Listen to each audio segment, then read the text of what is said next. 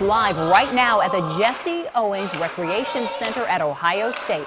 And this is where Vice President Joe Biden is expected to talk to students soon. It's all part of a campaign against sexual assaults. And the vice president's visit comes as the university announces some new initiatives. We have team coverage of Joe Biden's visit for you. Ted Hart will tell us more about OSU's programs that we've been talking about as Colleen Marshall focuses on Biden's speech. Let's begin with you, Colleen. Has he arrived yet? He has not arrived yet. We're told he's running a little bit behind schedule, which is not unusual, as you know, for the vice president or the president when they come to town. I can tell you this, there's quite an enthusiastic crowd here. We just heard a gospel group on stage.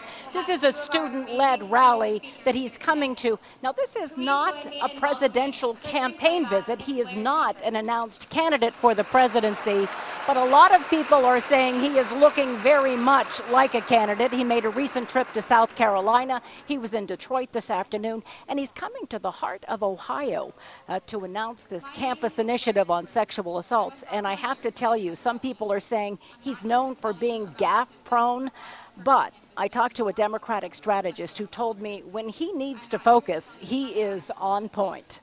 Very few people in the history of this country have been involved in more head of state discussions and major discussions than he has, and there's never been a flaw. It's always been when he's been at a rally or an event like that where he gets caught up in the moment, and he's one of those people who, you know, does what people say they want in a politician. He comes out unscripted.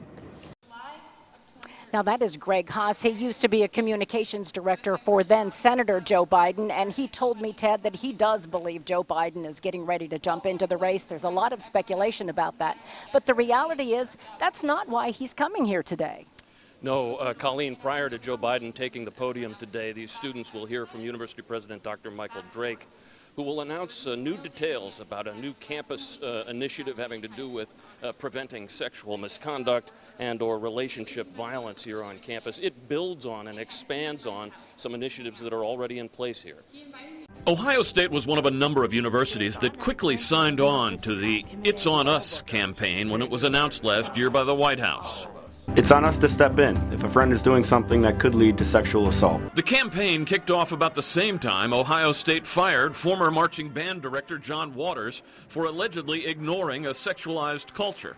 And about the same time, the university signed an agreement with the federal government resolving a 4-year investigation into the way the university handles allegations of sexual abuse. It's not just about Ohio State. It's a problem everywhere. The university's Title IX compliance director, Kelly Brennan, says new initiatives include online training for all students, hiring a second sexual prevention coordinator, and creating a dedicated team to investigate allegations of student sexual misconduct. Students say they welcome the added emphasis. Students are ready to listen. Students know that this is an issue and know that this is something that is important and they need to be listening. The university wants everyone on campus listening and will develop online training for employees as well. To be a support person, if a student were to come forward and disclose an incident, we want to make sure that all of our employees are equipped to know how to respond and how to refer that student appropriately to resources. So the university will also announce that they're implementing mandatory training for all incoming freshmen beginning next year, followed by mandatory training for those students the second year as well.